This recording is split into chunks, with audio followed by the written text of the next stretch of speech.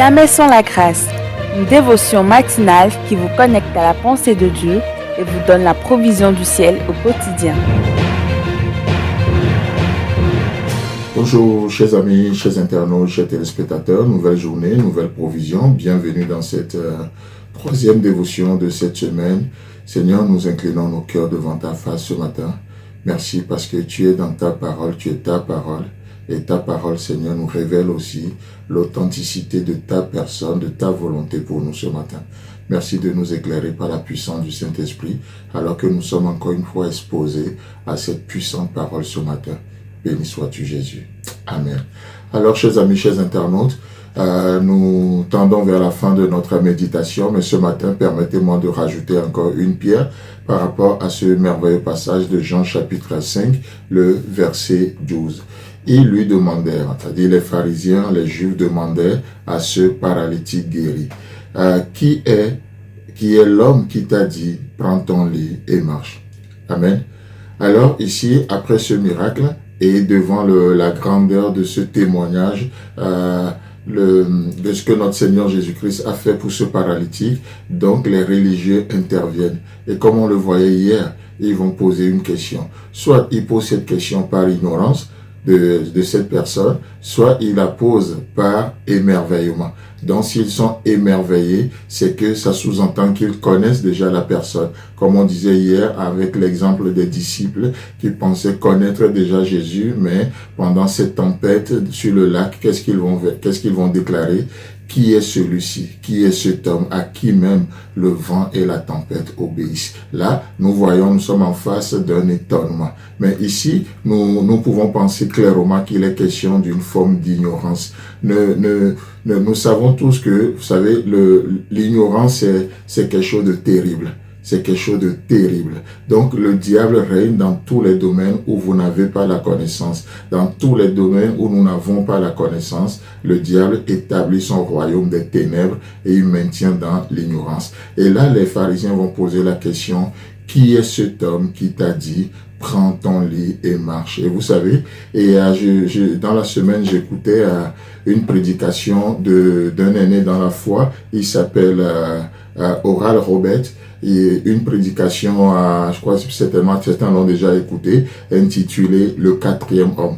Et j'ai tellement apprécié parce que, en partie, cette prédication répond aussi à cette question des pharisiens. Et nous voyons la présence de cette personne, c'est-à-dire de la quatrième homme, au travers les 66 livres de la Bible. Et il joue un rôle particulier dans chacun de ces livres. À la question, qui est cet homme qui t'a dit? Qui est cet homme? Nous voyons que cet homme se révèle. Jésus-Christ se révèle. Il n'est pas un Dieu qui se cache. Au travers du premier livre de la Bible, c'est-à-dire le livre de la Genèse, il se révèle à nous comme étant la semence d'Abraham. Dans le livre d'Exode, il se révèle comme étant l'agneau pascal. L'agneau, celui qui a été livré, qui a été immolé pour la rédemption du monde entier. Au travers du livre de Lévitique, il se révèle à nous comme notre grand prêtre, celui qui nous introduit dans la présence de Dieu, celui par qui nous avons accès à Dieu. Au travers du livre des Nombres, qu'est-ce qui se passe? Il est une colonne de nuée le jour, une colonne de feu la nuit. Je ne sais pas ce que vous traversez, mais à la question, qui est cet homme qui t'a dit, prends ton lit et marche?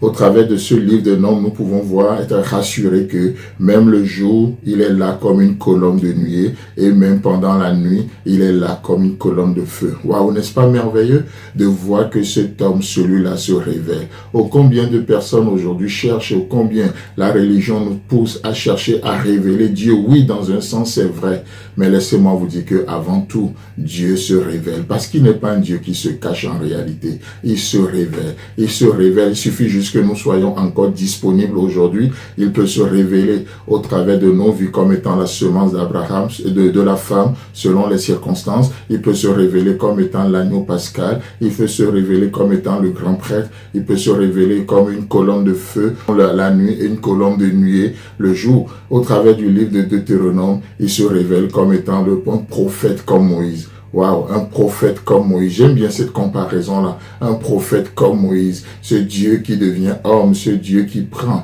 le corps de l'homme pour se manifester parmi les hommes parce qu'il veut se faire connaître au milieu des hommes. Au travers du livre de Josué, il se manifeste comme étant le capitaine de notre salut, celui par qui nous pouvons avoir la victoire aujourd'hui encore. Chers amis, chers internautes, j'aimerais dans les jours à venir encore partager ces manifestations de cette personne-là, ce quatrième homme au travers de tous les livres de la Bible pour répondre à cette question: qui est cet homme qui t'a dit « Prends ton lit et marche » Chers amis, chers internautes, que Dieu vous bénisse.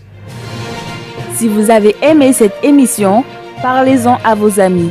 Parlez-leur du message de la grâce et de ce qu'il fait dans vos vies. Pour un sujet de prière, une question ou pour devenir partenaire, contactez-nous au 00229 94 75 80 20. Que Dieu vous bénisse et à la prochaine. En attendant, pensez avec Dieu.